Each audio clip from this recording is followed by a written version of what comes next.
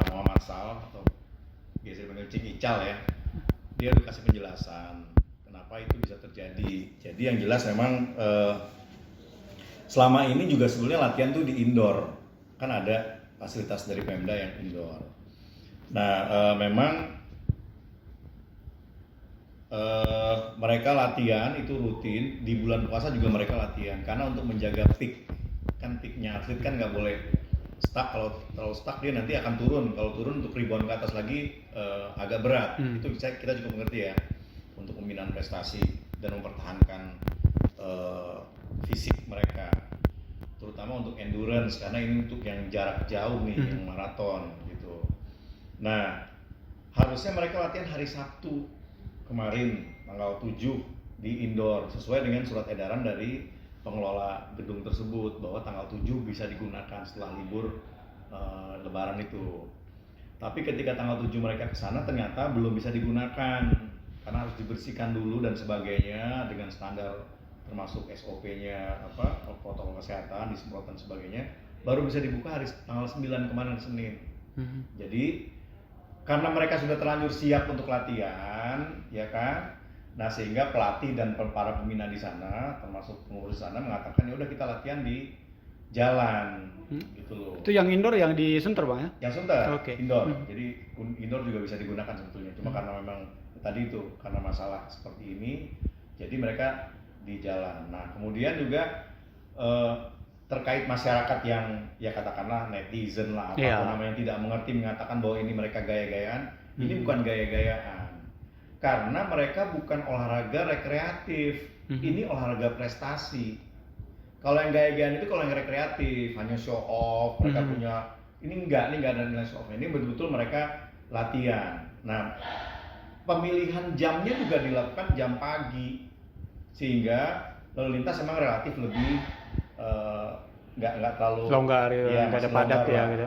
Hanya persoalannya memang tidak ada koordinasi dengan pihak pemilik jalan dalam hal ini Dishub dan juga kepolisian. Itu kemarin salahnya, dan makanya Pak Muhammad Sal sudah buat pernyataan dia minta maaf kalau itu belum ada karena memang ya tadi itu kondisinya sementara anak sudah siap, sudah fisiknya nggak mungkin lagi karena kalau terlalu dingin nanti kondisinya agak rumit lagi untuk dinaikkan peaknya gitu kan, sehingga harus bergerak gitu loh. Itu pun jalannya juga digunakan juga jalan-jalan yang memang yang memungkinkan itu, nggak ambil jalan-jalan yang tidak memungkinkan dan memang akhirnya memang jalan protokol yang dipakai. Jadi kemudian juga Polda sudah merespon dan memanggil pihak Porserosi DKI dalam ini Pak Sal, dia akan datang. Tadi saya sudah terima undangannya juga jam 1 ini di Ditlantas Polda Metro untuk diberikan edukasi dan penjelasan. Jadi selanjutnya kalau terjadi seperti itu maka harus didahului adalah pemberitahuan dulu kepada pihak Dishub maupun pihak kepolisian. Jadi bila perlu memang harus ada pengawalan, ya harus dilakukan pengawalan oleh pihak-pihak terkait. Jadi nggak bisa lepas begitu saja. Gitu. Walaupun sebetulnya pihak Porserosi sudah melakukan itu juga, maksudnya dijaga supaya mereka nggak keluar dan segala macam gitu loh. Nah terhadap video yang beredar bahwa dia kayak nyalip-nyalip itu bukan nyalip-nyalip motor-motor pengawalan mereka sendiri. Bukan menyalip-nyalip motor. Bukan orang lain ya. Penjelasannya begitu kemarin di sini ya. Nanti bisa dilihat di video itu, memang itu pengawalan mereka dikawal tuh. Ditutup lah jalan supaya jangan keluar gitu loh. Nah, terus ketika saya bilang kenapa itu bisa keluar begitu, itu karena pas di turunan, memang kalau udah turunan itu agak susah kontrol sehingga keluar gitu. Dan hanya satu mobil saya lihat di situ yang memang ngikutin terus dan klakson gitu, yang lainnya sih enggak gitu. Jadi nggak terlalu, cuma karena memang sudah diviralkan dan pihak Porserosi sudah membuat permohonan maaf gitu ya, dan kepada media juga kan sudah keluar juga ya permintaan maafnya. Ya kami sih sebagai KONI ya sebagai induk organisasi olahraga ya juga mengimbau jangan terjadi seperti itu lagi dan harus sesuai dengan koridor hukum. Kalau memang ini harus berkoordinasi dulu dan tidak boleh sembarangan menggunakan itu.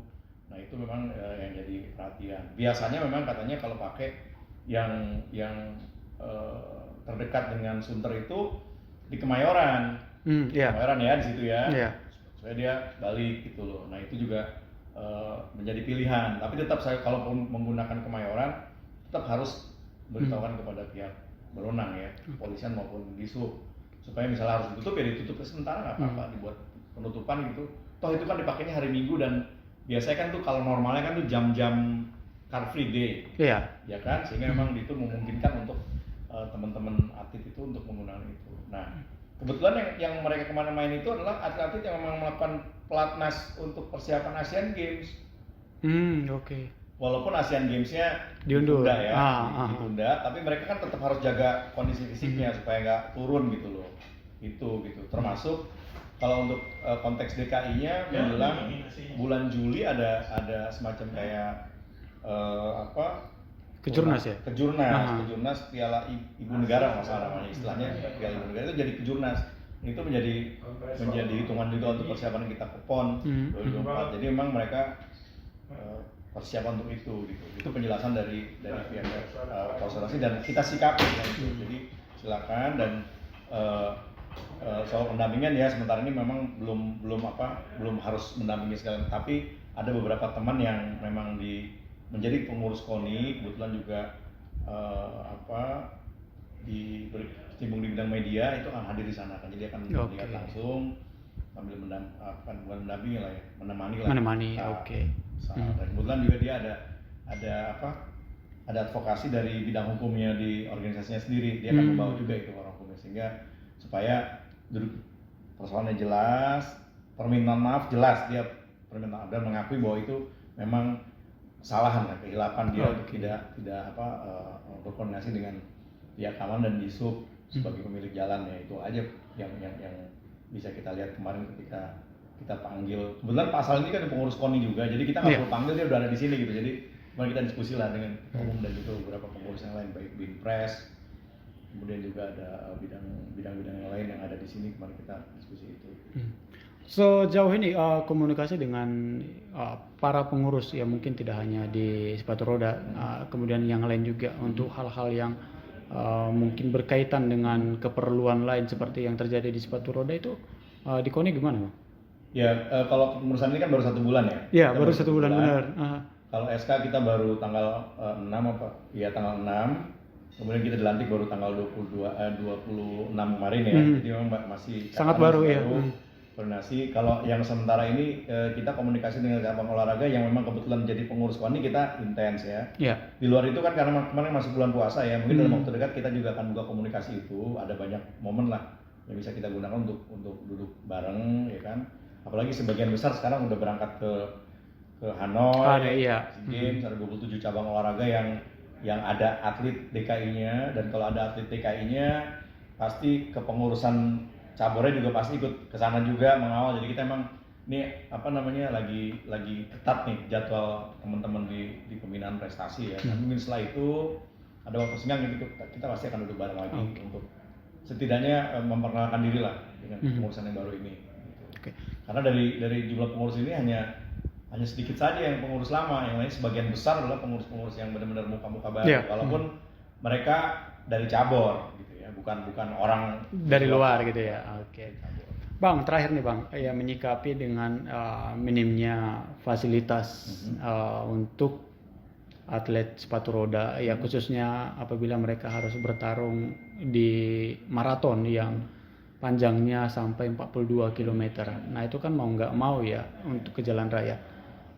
Mungkin dari KONI ada menyiapkan rencana mungkin di jalur mana saja yang mungkin lebih aman, atau memang satu-satunya harus ya koordinasi dengan pihak terkait? Ya, itu cuma satu itu. Kita harus koordinasi.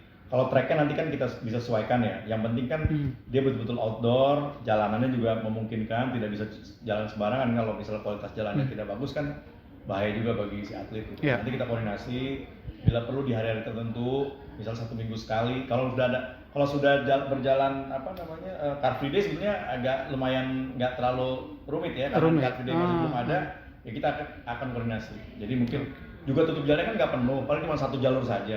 Terus sepatu roda kan jalannya juga dia 1 baris saja kan, 1 line aja kan, dia nggak akan sampai berpacu begitu, jadi 1 line aja. Ini kan hanya untuk melatih kecepatan sama endurance kan, ketahanan fisik dia, bagaimana dia sampai 40 sekian kilo itu dia masih tetap sesuai dengan pitch-nya, kecepatannya gitu ya, targetnya dia masih capai gitu. Itu pasti kita akan koordinasi nanti lanjutan dengan tentunya kita juga mengajak Dinas Pemuda dan Olahraga ya, Oke. supaya dinas terkaitnya bisa duduk bareng, kita butuhnya kapan. Saya kira pasti akan difasilitasi lah oleh Dinas Perhubungan kalau memang harus menggunakan jalan tertentu pada waktu tertentu, jadi nggak setiap hari juga. Iya benar. Gitu. Kalau yang indoor terus mereka latihan, besok Rabu mereka latihan, Sabtu Minggu juga mereka latihan, terus yang kalau indoor ya.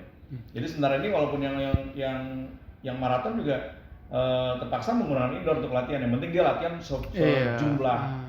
sejumlah jarak yang dibutuhkan untuk maraton itu. Tapi kan kadang-kadang beda kan ambience-nya nggak ketemu kan, kalau itu kan harusnya dia di luar gitu kan. Benar. Lebih terbuka gitu. Ya, itu memang butuh terbuka. Karena di luar negeri juga mereka di luar ya. Kalau udah maraton tuh di luar. Tapi kalau dari mereka ada nggak dari tim sepatu roda mungkin sudah mengirimkan data-data jalan ini. Kalau kemarin kan Gatot Subroto nih, sebelumnya mungkin Kemayoran ya. Iya, Kemayoran. Nah, tapi di area lain yang memungkinkan itu belum ada pembahasan. Belum. Nanti kan kalau kan gini, yang lebih tahu sebenarnya yang punya jalan ya. Iya. Dalam Dinas Perhubungan ya, dia kan pasti akan cari jalan yang paling memungkinkan, kemudian crowd-nya juga terukur, tapi juga memenuhi syarat untuk teman-teman bisa latihan. Itu belum ketemu itu. Nanti kalau sudah duduk bareng, ya Porso Resunya kalau memang harus difasilitasi oleh KONI, nanti kami akan mendampingi, tentunya dengan Dinas Pemuda Olahraga juga. Kapan waktunya? Sekali lagi, bukan setiap hari pastinya, hari-hari tertentu yang low lah gitu, yang nggak terlalu tinggi. Mungkin kecuali kalau nanti sudah menjelang PON atau sebagainya, mungkin kita bisa lebih intensif lagi, tapi sekali lagi dicari tempat yang betul-betul nggak mengganggu lah, gitu loh, supaya tidak terjadi salah paham lah di masyarakat. Terutama itu tadi itu, jadi teman-teman sepatu roda itu bukan mau gaya-gayaan, karena dia prestasi, bukan rekreatif yang mohon maaf lah, di olahraga yang lain mungkin bisa keliling-keliling dengan memamerkan apa yang dia punya, yang harganya sekarang ini. Kalau ini enggak, betul cuma untuk menjaga tahan fisik aja gitu. Bahkan mereka semua pilihan sebenarnya yang juga bermain di PON kemarin gitu ya. PON yang 13 emas, juara umum loh, DKI juara umum dapat 13 emas. Untuk sepatu roda tuh juara umum DKI di cabang, dan itu perolehan emas terbanyak tuh dari semua cabang yang ikut kemarin dari DKI gitu. Jadi boleh dibilang komunikasi, kesalahpahaman lah yang mungkin yang terjadi yang kemarin ya, ibarat di masyarakat, ibaratnya ini di masyarakat ya, tapi kalau untuk persoalannya dia memang salah. Dia karena tidak ada komunikasi dengan pihak-pihak terkait. Yang harusnya dilakukan.